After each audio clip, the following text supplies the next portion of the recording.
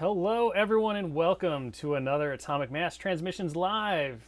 I'm Will Schick, filling in for Dallas Kemp today, as we've got a lot of cool stuff going on. Dallas is on vacation. He's in the chat right now, but he's taking it easy, or doing some much-earned rest.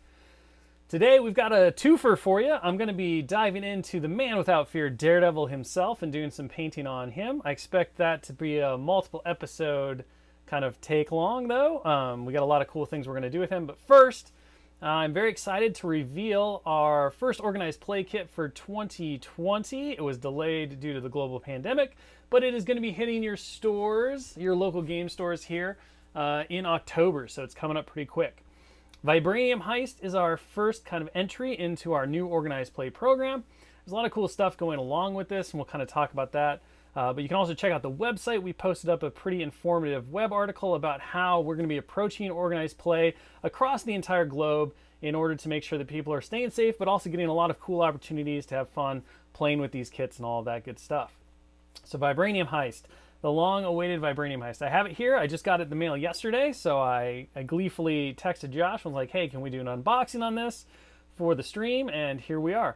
We're going to be cracking this kit open. We're going to take a look at some of the contents. I'm not going to show you all of the cards because I want to maintain some of the excitement and the fun for when you actually get the materials from your store. But we'll talk a little bit about how it works, and we'll take a look at all the cool reward cards that you can get. And hopefully it'll get you all excited to dive into Vibranium Heist with your local communities in October. So I'm just going to crack this bad boy open, and we're going to open her up. So I was really excited to kind of like utilize the same design aesthetics on the boxes. But here we go. So you get a lot of really cool stuff in here.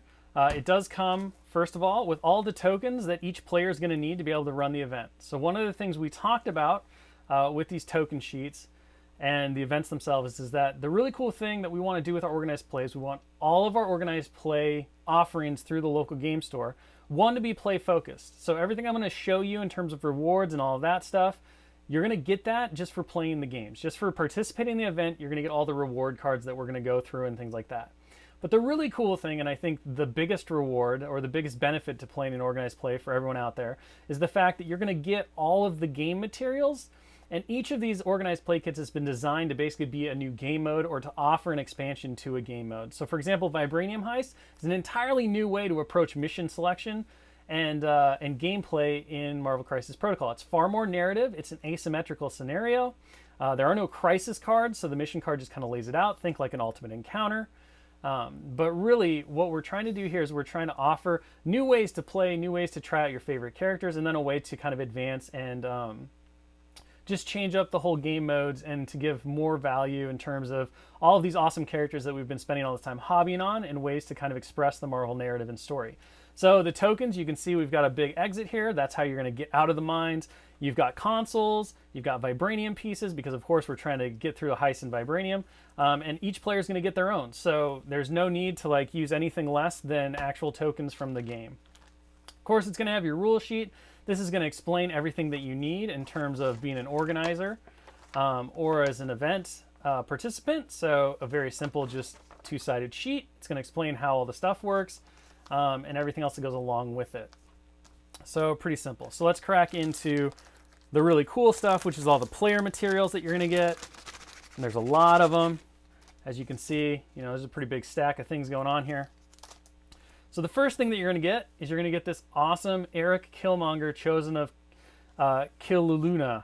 And for those of you who don't know, Killuluna is the opposite of Bast, which is the Panther god for the Wakanda religion. This is the god of like rage and wrath and chaos and all of this stuff. So in the comics, Eric Killmonger has kind of pledged himself to Killuluna. He becomes an avatar of her in some ways. And so this kind of becomes one of the things in the Eric Killmonger series. So we wanted to give him that name to kind of set him apart. And you'll see that this card is landscape. It's not like your normal cards. And this is because we wanted to have a visual representation of how these cards are not usable, in normal games. This is specific to, you'll see here, encounter character down at the bottom. This is specific to the Vibranium Heist. So this character is only usable in this specific mission. But however, whenever you decide to play the mission using the materials that you're going to get through the organized play kit, you can always use Eric Killmonger, Chosen of Kaluna, as your heist team leader. And of course, he's got a lot of special rules that relate directly to the mission itself. It makes him a very good leader. You'll see that he has a hand-picked team affiliation for Vibranium Heist specifically. And of course, you don't have to use him for your heist team, but you're probably going to want to just based on how the story and the narrative is built around him. So we wanted to give this new version of Killmonger. Of course, there's a lot of conversion potential too. So you can really go crazy and make a very special Eric Killmonger, or make your Killmonger more reminiscent of this character itself if you want to. But a lot of fun stuff to do. And so this is going to be one to every player who plays in it, and it's going to give you all the materials you need to be able to play this character in the event itself. So outside of that, the next thing you're going to get is you're going to get 2 mission cards. So again, like I talked about, these missions are not like your normal Marvel Crisis Protocol missions.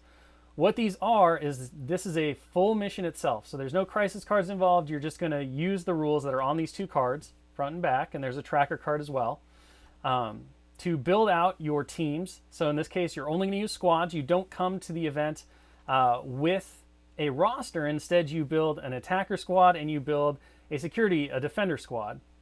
Those follow their own rules. The attacker squad is a little smaller, things like that. So you have squad creation and all that. It's 17 threat for the high squad, 22 threat for the defenders, and then of course your team tactic cards and stuff. But you're gonna get both those cards. These are gonna allow you, after the event is over, to throw down with your friends, with your enemies, whoever, any of your MCP community, and play this event afterwards. Really enjoy it, try out new things. And as the catalog grows in terms of our organized play offerings, and we add more of these story day events, which add new missions and all of that stuff, you're just going to have more and more different cool ways to play Marvel Crisis Protocol in narrative fashion, beyond just the basic 1v1 version of the game. So I'm really excited about this.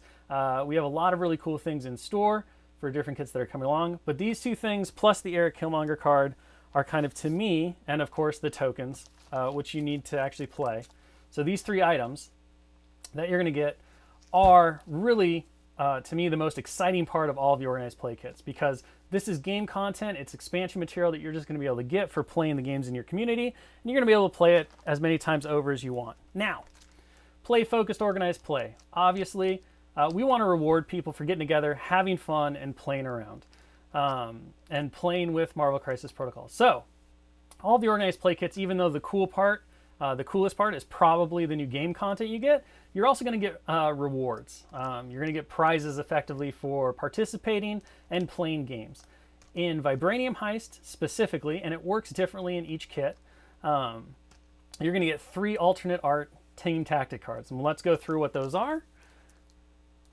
Ugh. So we open this up. Every player, as long as they play 2 games, is going to get 2 team tactic cards. And we want to really incentivize people to paint up their characters, to really express themselves through the hobby. We love seeing fully painted games. Hobbying is a huge part of the Marvel Crisis Protocol experience and the story, so we want to reward that as well. So when you play your first game as the attacker, as the heist team, you're going to get this awesome alternate art card, Usurp the Throne. So we went to the Marvel Vault. We picked out this really awesome image of Killmonger with Black Panther defeated on the Wakandan Falls. But it is exactly Usurp the Throne, as you all know and love from the Black Panther and Killmonger pack. It's just got some really neat alternate art that goes along with it. So you can show off that you participated in this event, and it just becomes a fun alternate option for you to use in your games. The next one is this amazing Black Panther Wakanda Forever, which is another really great Black Panther cover, done by the infamous Brian Stillfreeze. Again, exact same card, just totally different art. So you will get this for playing the security force. So the idea behind the event is that over the course of the event, and remember if you've read the article, but I'll go over it again, because of the current global situation, unlike traditional organized play events where you'd all get together at a store and you'd play this over the course of one day, now instead what you're going to do is your store is going to order the event, you're going to sign up for it, you're going to get all of your event materials, and then we're encouraging stores and communities to figure out a way for players to communicate with each other, like through a social media group, or a forum. They can set up their games together. You can play in the store so that not everybody's in the store at once. You can play at a different location if that works better for your region and based on your social distancing practices and all of that stuff. Once you've played your game, you're going to go back to the store. You're going to say, hey, I played as the attacker, so I'm going to get my Eric Killmonger Usurp the Throne card. I played as the security force. You're going to get your Wakanda Forever security force card. So the local game store becomes the Touchstone HQ. They're going to provide you with everything that you need. You're going to go back in, check in with them after you've done your mission, and you're going to grab your 2 reward cards. Doesn't matter if you win as the attacker, doesn't matter if you lose as the defender, you're going to get the cards just for playing. So everybody, as long as they participate and play, are going to get these 2 cards and be able to add them to their collection and just have a really cool, ever-growing repository of alternate stat or tactic cards. This last one, Calibration Matrix. So I mentioned about how we're really into wanting to kind of promote the hobby, to celebrate people who put in the effort on putting their own personal mark on their squads and their characters and all of that. It's a huge part of the Marvel Crisis Protocol experience. So every kit that has rewards with it is going to have a specific hobby reward that you can earn just by simply fulfilling the hobby requirements. In this case, you're going to earn this alternate art recalibration matrix card as long as you play 1 game with a fully painted squad. So as long as all the characters on your squad are fully painted, you're going to be able to report that. You're going to be able to take the recalibration matrix. What we've suggested to stores in order to kind of track this and just to kind of promote and really show off all of the cool games that are going on over the event is post a picture on a social media feed, tag the store in it to show, here's the game in action. Look how cool it is. Isn't that awesome? You can show it to the store afterwards, and then they can give you your recalibration matrix card featuring our Space Armor Iron Man. This is actually a piece from the Infinity storyline in Marvel Comics. So really cool piece. I thought it fit the recalibration matrix feel very well and provides a really cool alternate. And I know that this card is one that people have really enjoyed putting in their rosters and their lists. So I think it's another really useful one as well. So that is the Vibranium Heist unboxing overview. So this is everything that's coming your way in October. We have a whole slot more of these coming along the way. The next one that will be following this up is going to be the Infinity War League. As we get closer to that, we'll do another unboxing. We'll show you all the cool stuff that's going on in that set. Again, it's another kind of evolution of the organized play and what it brings to the game in terms of new game components, new optional game options. It includes a whole host of 6 different crisis cards that are specific to the league, but of course you can use in games with opponent consent after the event is over, because you're going to get to keep all that stuff. So again, the biggest thing that I can emphasize is that all of our organized play stuff, everything we're working on bringing the MCP community, is all about new game experiences, game expansion, fun new ways to experience the game over just a base 1v1 standard kind of play style. We're able to do that because of the development and the things that we can offer. So that is really where we've put our effort and our focus, and I'm really excited for what this is going to do for the community and for the game itself as we get to continue to expand and explore the awesome world that is the Marvel Universe through Marvel Crisis Protocol. So that's that. Hopefully you have all enjoyed that little sneak peek into things that are going on, are amped up. Talk to your game store about getting the Vibranium Heist event kit. It's going to be a really great time. I'm sure that as Atomic Mass moves forward, we're going to be doing some stuff as well. We'll be posting some of our games and things like that. But I think it is time to get to the main event of our painting today, which is going to be this wonderful Daredevil. So obviously he's yellow. We're going to be doing the old school yellow, brown, red Daredevil. This is a specific request from Josh because he loves that style. And so I was like, all right, well, let's give it a shot. Couple of notes about this Daredevil. You'll notice that he looks a little different than maybe the box would look normally, and that is because I did a little conversion work and I clipped off the big swoopy rope that kind of wraps around him, and I just simply attached the free baton to his hand there to make him look like he's mid-throw. And this was actually intentional. This was something that we designed into the miniature itself. So we wanted to make sure that we kind of captured that whole crazy Daredevil cover look where he's got the baton whipping around and you've got the strings going everywhere. And it doesn't really make any sense, but it looks super awesome. We wanted to do that in the miniature, but we also wanted to make sure that if you didn't particularly want that, that there was some easy options in terms of how to do a quick conversion and reassemble this guy to look just as good, but without the extra rope. So all you have to do is you just snip here with your clippers and you clip here on the back and you're good to go. The other cool thing that you can do, which I kind of played around with, is you can clip that rope in different spots. You can shorten it. You can do a lot of different things with it. But this is the simplest solution if you don't want the rope, is to simply just clip, and then you can glue the baton right there, and the hand motion is going to look like he's throwing. Again, this is mostly exactly what we envisioned when we wanted to do this, and it was something that we built in. So there are options that are really accessible. This is technically a conversion, obviously, because you are doing a little extra clipping and the instructions are not going to walk you through this process. So I just wanted to take a moment to kind of talk about it here, but you can see, how different of a feel you get between the rope whipping around and then of course the mid throw. So that's where we're going to go with this. So we're going to dive in and we're just going to get started on our yellow Daredevil.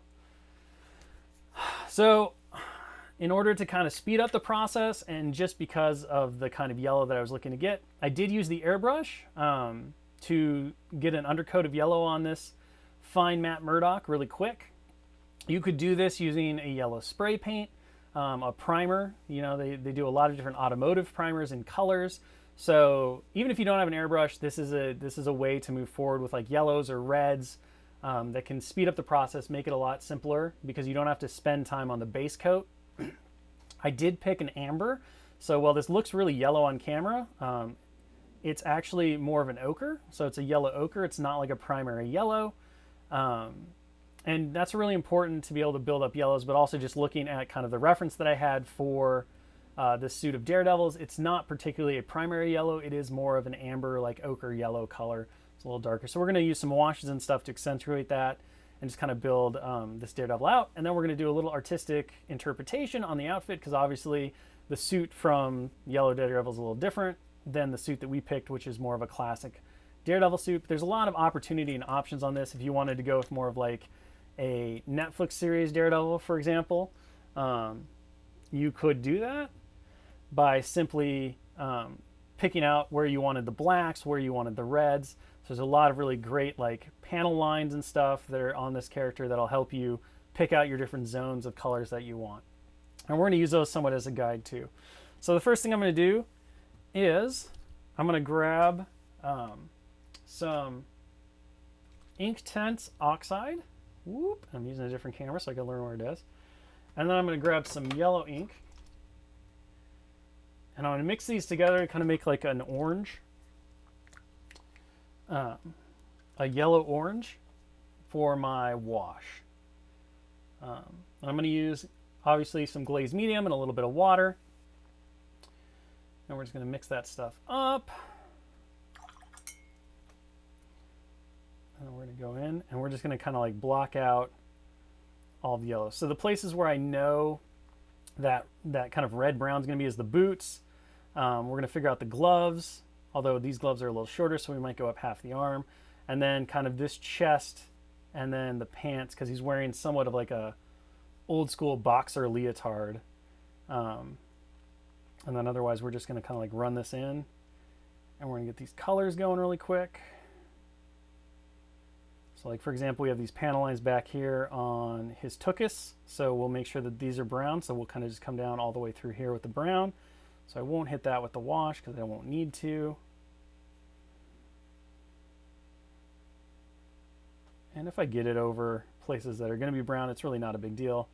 I'm mostly trying to be careful because, we have limited time on the show, on the little stream, and I want to get as far as possible. So if I can avoid having wet ink where I'm going to put the brown, it's just going to make my life a lot easier. But obviously as you do this and stuff, you don't have to be quite as precious about it because you'll have a little bit of extra time where you can let it dry. And so you'll see how, because this is like a nice orange, we're really accentuating the color a lot. I'm going to have this part, I think we're going to do that, and then we're going to do the shoulder pad as brown. That's what I'm thinking going on. So come up here, here, come around.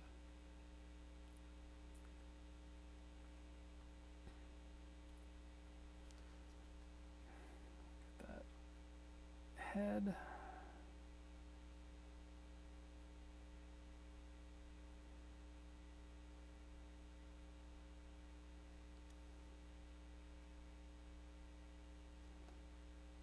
Too much back in that face. Because we probably won't get to the face today, so that's okay. Down here. You know what? We're just going to do the whole arm. Because I don't know how far up I'm going to come, if I come up at all on the brown. So we'll just hit the whole arm right now. And we'll get under here.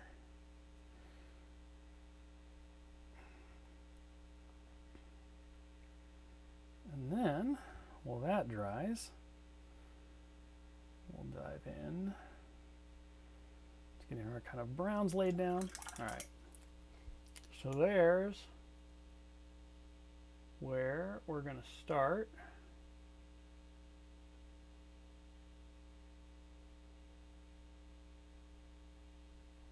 With everything. So for the brown, we need a nice red brown. And there's a lot of different versions and styles, and so you can kind of like look. But I asked the expert, I asked Josh what he thought would be best. He told me it was kind of a red brown, so we're going to use red leather from scale 75, which is a really nice red brown. And if it turns out to be a little too red, we can always tone it down with some brown wash or some brown glazing. But we're just going to dive right in and use this and start blocking out where we want those colors to be.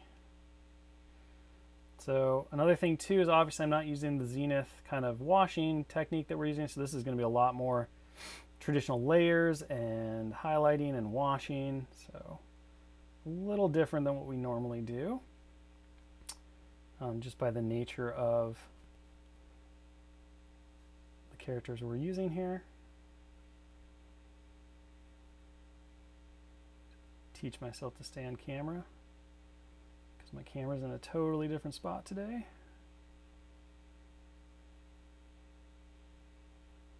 So we'll see if I can do it.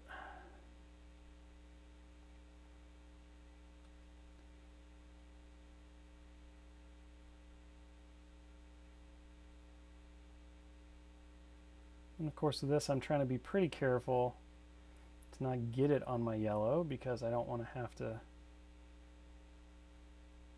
fight through, figure that part out. So just going to come around the neck. It is kind of like a boxer tank top, I guess, in a way. We're going to hit that. We're going to hit the collar too. We're just going to go all the way around with it. And we're going to come over.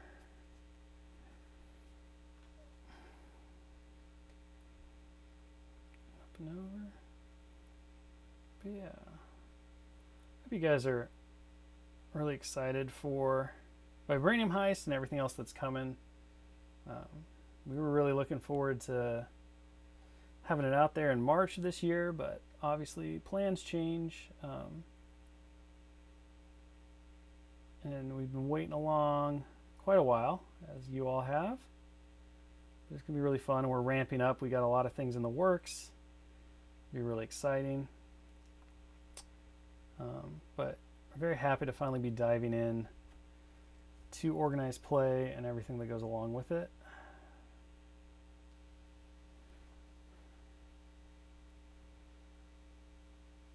But it's been a fun kind of exploration on redefining kind of what organized play means, and then obviously the ways in which communities can interact with it because of 2020 just in general. It's kind of like we talked about at the keynote when we announced the game, which feels like forever ago these days, but was only really a little over a year. And that is, we want to really embrace what we believe, and I think a lot of people agree that games are about, which is coming together and sharing a communal experience across the tabletop, telling a story with all these awesome Marvel characters, and celebrating all of the hobby work and stuff that we do to bring our characters to life and embrace the world and the universe and all that good stuff. And if you coming together and playing a game is really worthy of any kind of reward or anything that goes along with it. So that's it. And we want to, we've always wanted Marvel Crisis Protocol to be the most welcoming and open game it possibly can be for people who love these characters but maybe have never tried a miniatures game or even a tabletop game. And so we do our best to make sure that everyone's going to feel open and welcome and excited. And just going to clean up this over mess. So to clean that up, I'm just using a clean brush that I've dampened down just a little bit, and I can just kind of erase my mistake really quick. Back in, knock it out.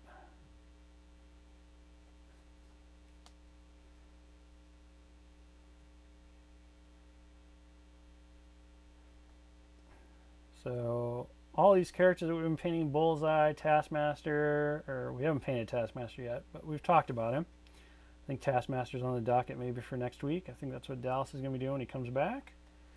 But yeah, all the October releases, I believe, are October 9th. So a couple weeks away.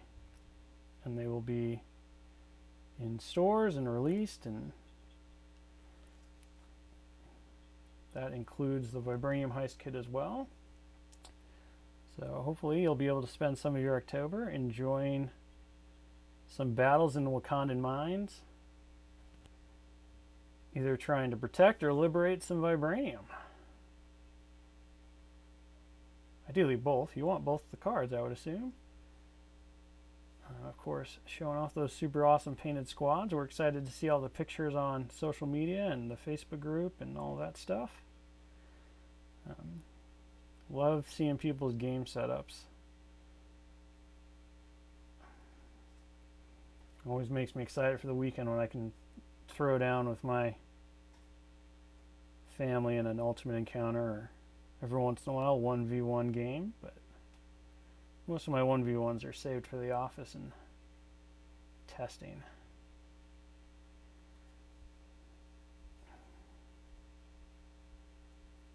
So I think I'm just going to hit these like this. We'll be fine.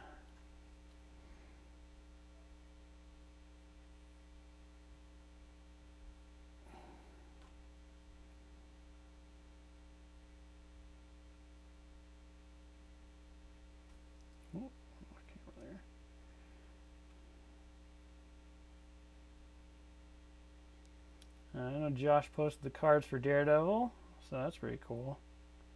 He was a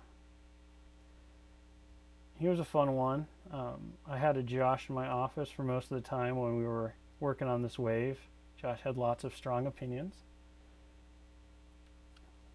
which is great because I mean he's the Daredevil guy in the office. He loves himself Matt Murdock and really all the street level characters. Oh gosh, I went way off camera there. So he was a valuable resource to kind of keep us in check and come up with all the crazy ideas that then we had to be like, well, we can't really do that, but what if we did something like this?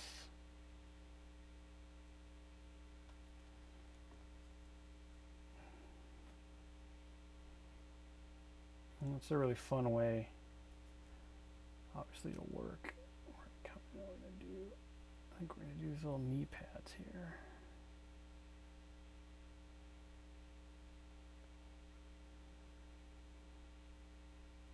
But Daredevil is definitely a monster on the table. It works really well in Web Warriors. He does pretty good in Cabal, actually, you know. Sinister Daredevil. It's a thing. He's a good defender as well. But I find that he's just a really strong kind of like inclusion in a lot of teams. He can do a lot of work himself. He's pretty survivable. He's a lone wolf in a way. He doesn't need a lot of team support, which can be really helpful. But his ability to push and pull characters, well, really just push, between Devil's Deliverance and his baton throw. And you know, you can't discount the fact that once he's injured, he can make up to 3 baton throw attacks a turn if he really needs to. Since it is a cost 0 attack.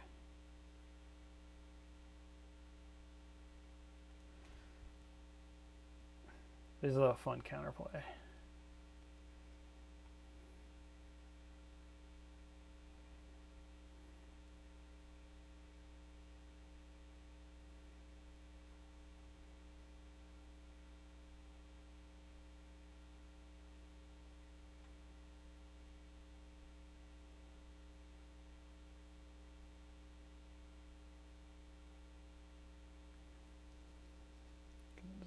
Here for a second as we finish out. Oop.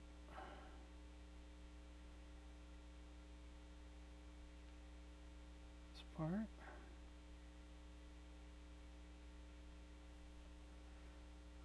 Those back pieces. Color, because we got these front pieces. We'll just go back through and do another coat. So you want this to be nice and dark.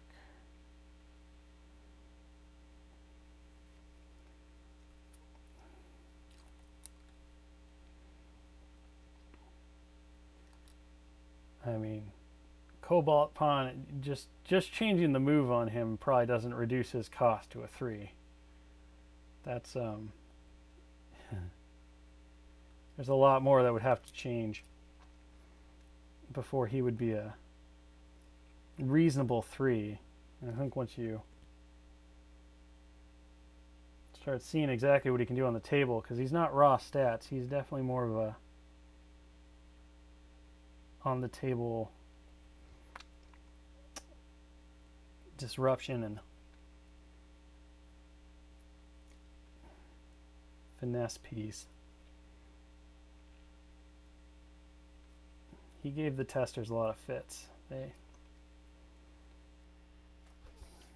were a lot of fun things going on.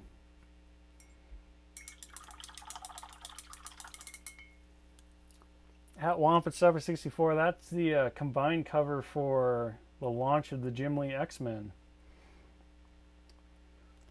It was 5 issues. Josh is in there. He can tell you exactly how many issues it was.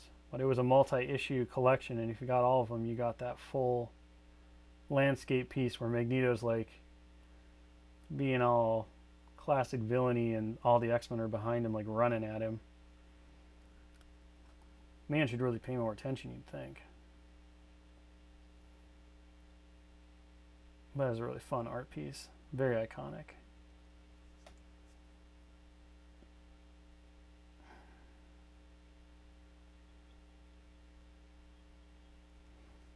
All right.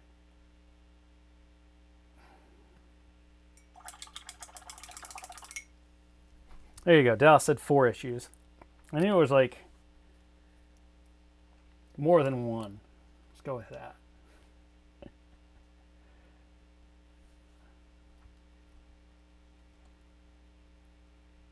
Get in here and get around. his neck real quick.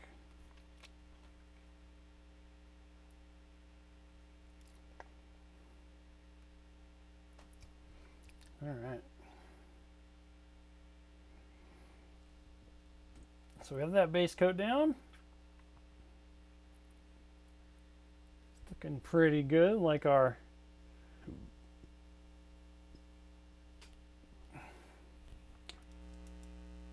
man about town here.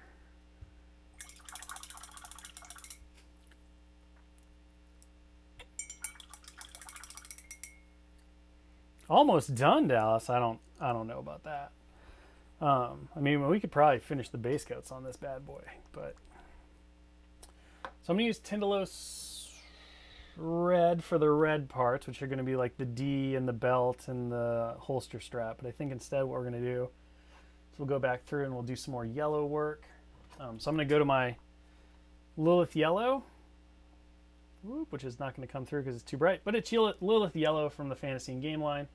Really like that one as far as building up yellows. And then we're going to use a little bit of this. Where to go? So this Sahara Yellow is really close to that ochre color that we talked about.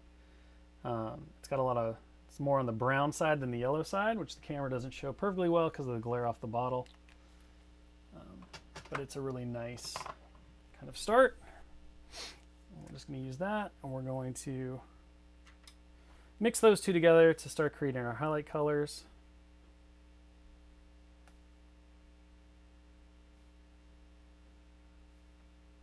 So let's get some of that on the palette.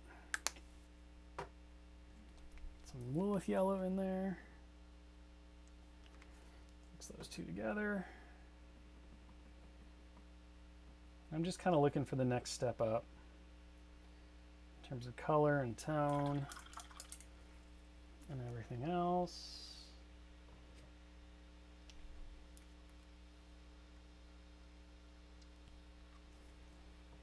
So this is kind of just playing with the palette, figuring out what exactly works. This is your Bob Ross moment where you just start slapping a lot of colors in.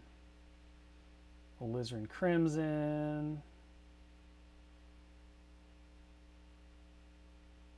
Totally blanked on everything else but Alizarin Crimson. Titanium White.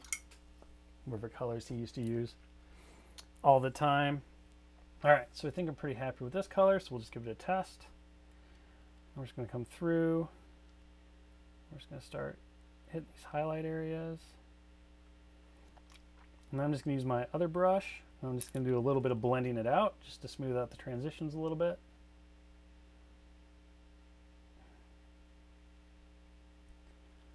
Make sure everything's going. Yeah, yellow is a really difficult color to paint. It's one that I really didn't enjoy for a long time, but I started to kind of, like, number one thing that I learned is don't try to start with a primary yellow. It really doesn't work. You really want to start with a yellow ochre, which is like a yellow brown. So find a good ochre color that you like and use that as your foundation. And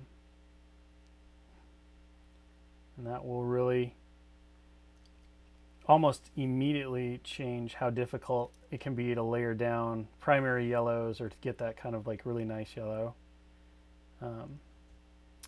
Another thing that I really kind of learned was, you know, you don't want to use a lot of primary yellow in your highlight. You know, real yellow is kind of like, it's kind of like working with white in that your yellow is really defined by its shadow rather than its highlight. So just a little bit of primary yellow blown out will go a long way towards fooling the eye or convincing the eye that what it's looking at is a full yellow. Well, the camera's really getting green on me. Let's see.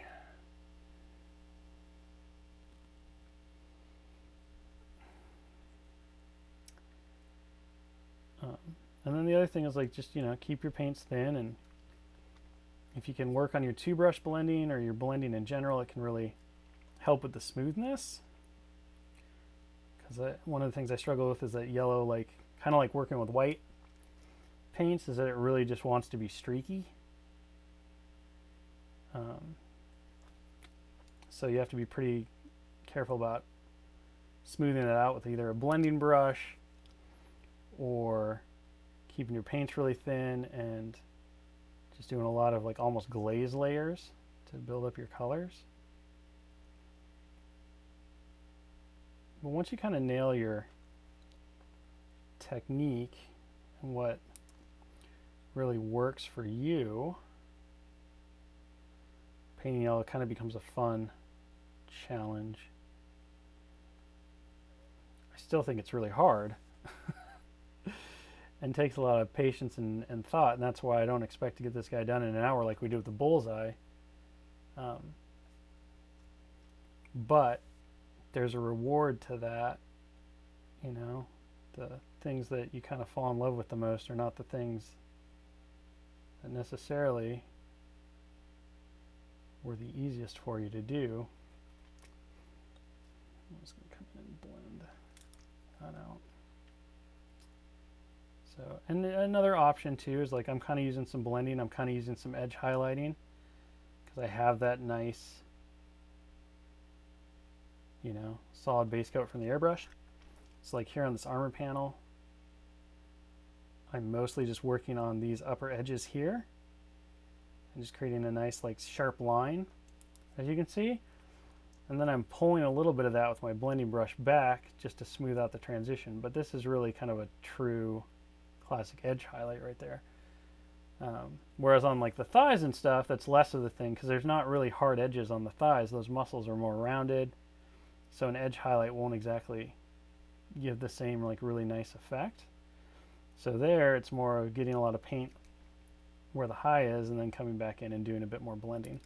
So you can mix techniques too, obviously, to get the best results, and you should always have, you know, it's always good to have like a lot of tools in your tool belt. I think Dallas was the one that said, you know, you don't just want a screwdriver when you're putting together a house, you want all different kinds of stuff. A screwdriver will take you a long way, but it won't get you everywhere. So you just want to make sure that you're always using all of the tools that you can, because every job has a best tool for it, and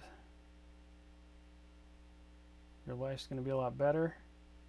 You're going to have a lot less frustration, and you're just going to have a much more enjoyable time if you have the right tools.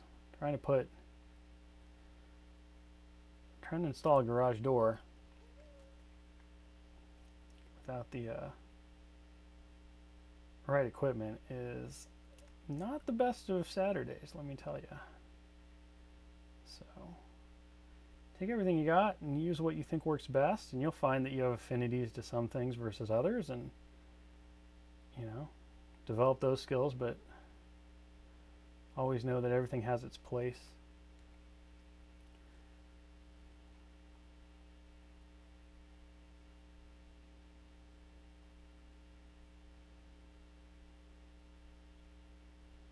Right now I'm just kind of doing a really rough overbrush where just using the edge of the brush to pick up some of those edges on the arms and give them a nice highlight without worrying too much about it. Because there's all these nice little micro folds and stuff in the cloth, and then he's got thing going on, so I can really quickly pick those out as long as I keep my brush fairly empty on paint, and then I just do a really light brush across the top. Again, kind of like a dry brush, but it's not a true dry brush because my brush is still pretty wet. I'm just using a really light touch to get that going.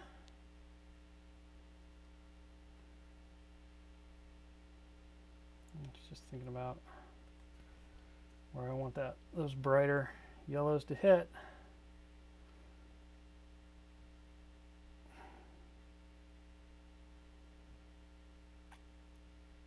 And our pre-work on now.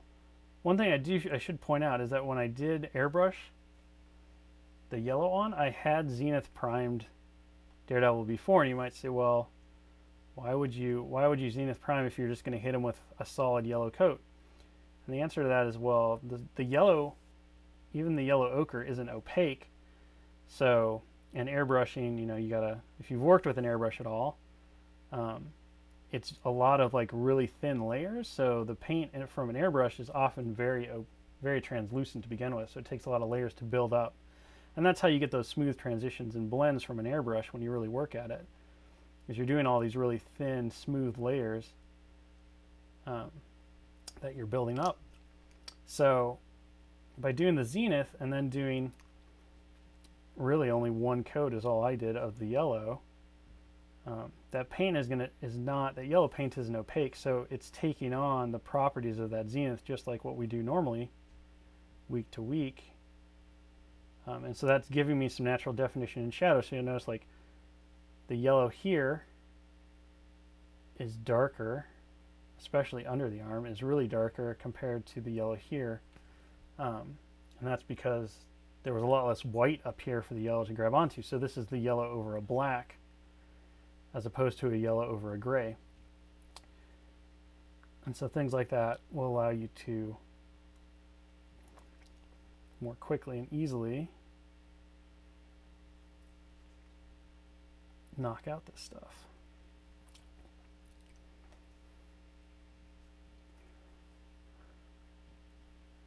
If only Bob Ross had Holder Blue, imagine the magic we would have gotten, because that paint is wonderful. Especially when painting all of these Marvel suits, all these blue costume Marvel characters. Holder Blue is like, that was the color nobody knew that those comic book printers were using, but it totally was. So it's pretty phenomenal. Pretty phenomenal.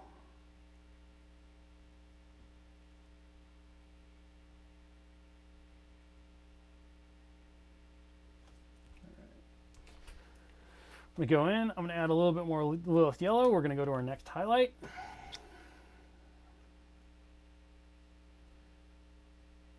Which we're just simply mixing up our colors to be a little bit brighter, and this we're going to use even less of as we build up those highlights with layering. Which again is, you know, a really tried and true technique that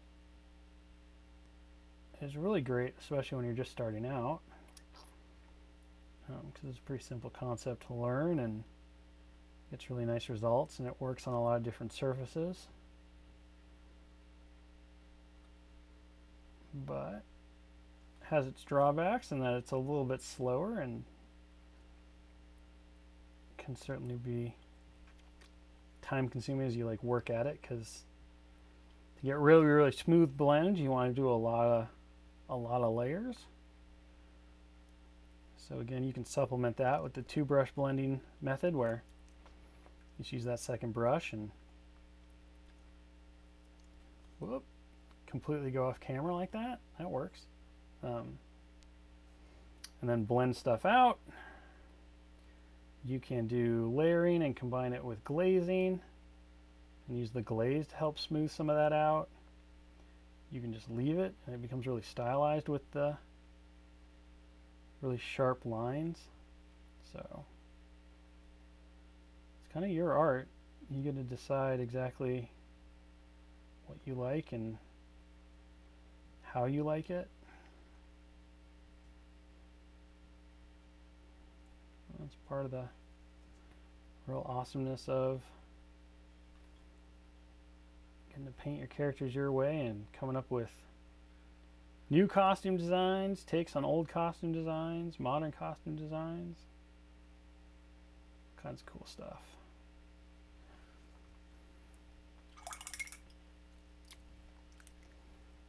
We'll see if we can finish out the yellow on this Mr. Murdoch before we have to call it a day. I'd call that a pretty successful hobby session.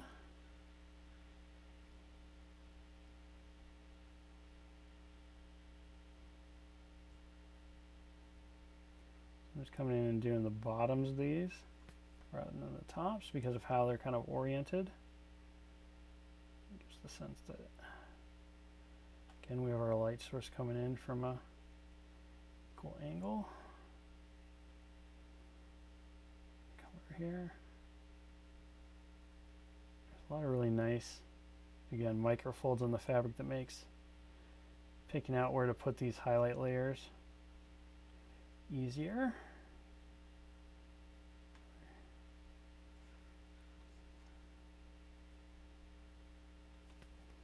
Just do one more pass on that.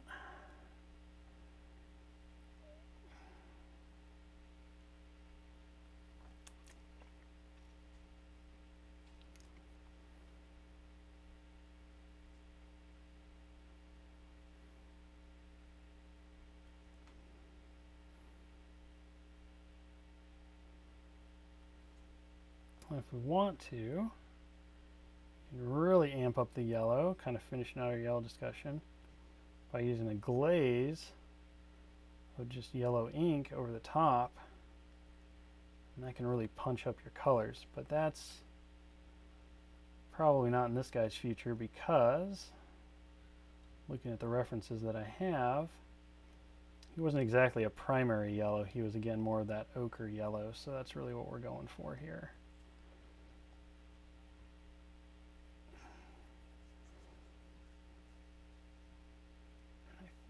There we go.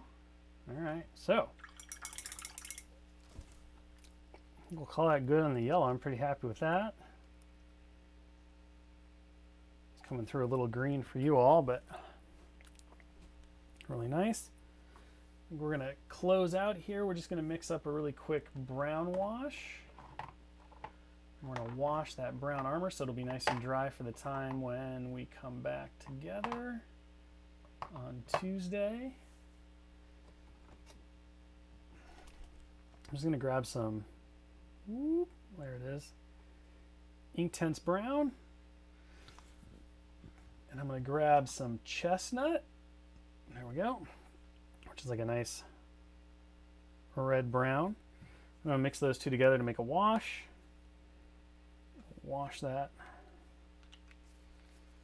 brown leather, and we'll call it a day. A very successful one at that. So if y'all have any questions, general wonderments, whatever, I'm happy to take a look at those as we get the setup. And otherwise,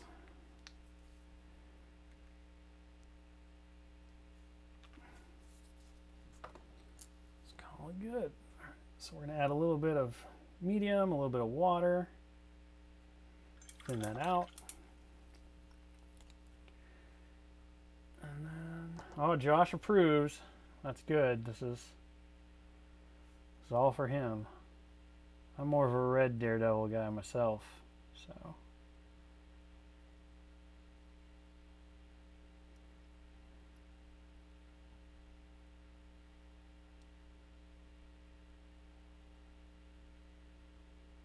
You can see how this wash is really going to bring out the richness of that brown. Take a little bit away from the red, but we'll add that back in the highlighting step. It's kind of got me thinking, I almost think, just with how that red leather reacted to the yellow, we might have been able to use our normal washing system over it. That's okay. I think this is going to dry really nice.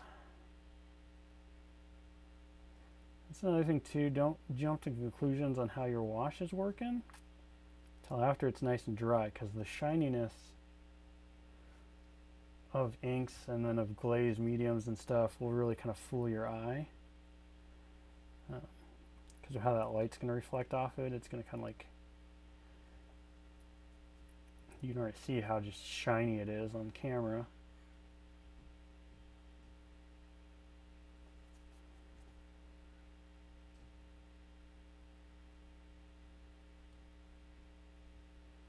It's going to affect a lot of stuff. So this is the time when you want to be really careful and controlled, because you don't want any of that on your yellow that we just spent so much time working on.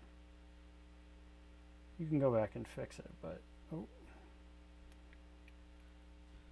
it's best if you take that extra bit of time. Slow is smooth, smooth is fast. Classic armed forces thing that if you had a parent in the armed forces or you were in it, probably got drilled in your head nonstop. Slow is smooth, smooth is fast.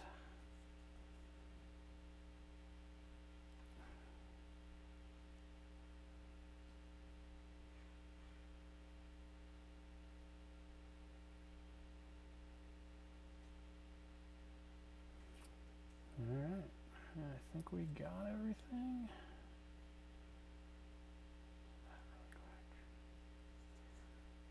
So, I believe kiddos and people of all ages out there, it's going to be our stopping point for today.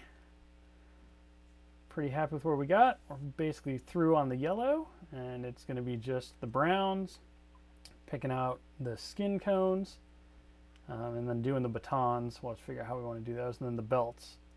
But all achievable for our next stream next Tuesday at 1 p.m. Pacific.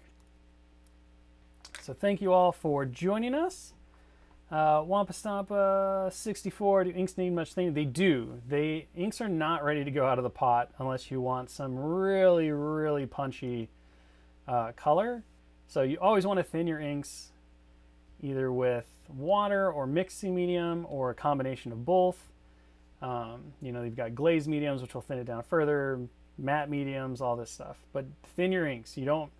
They're not like a wash that's pre-bottled or anything like that. They are highly concentrated, very thin pigment. So you wanna really thin them out into that kind of like wash consistency so that they stretch and they tonally shift things, but they don't overtake everything. The other thing you can do with inks, which is really cool because they're so concentrated, is you can actually thin your paints with them, which will allow you to stretch your paint but maintain a really bright tonality to them. So like you can use red ink, mix it into your red paint, thin out your red paint so it'll paint on smooth, but you won't lose any color. In fact, it'll kind of amplify the color because it's just, the ink is just pure color pigment in an immersion, so they're really punchy.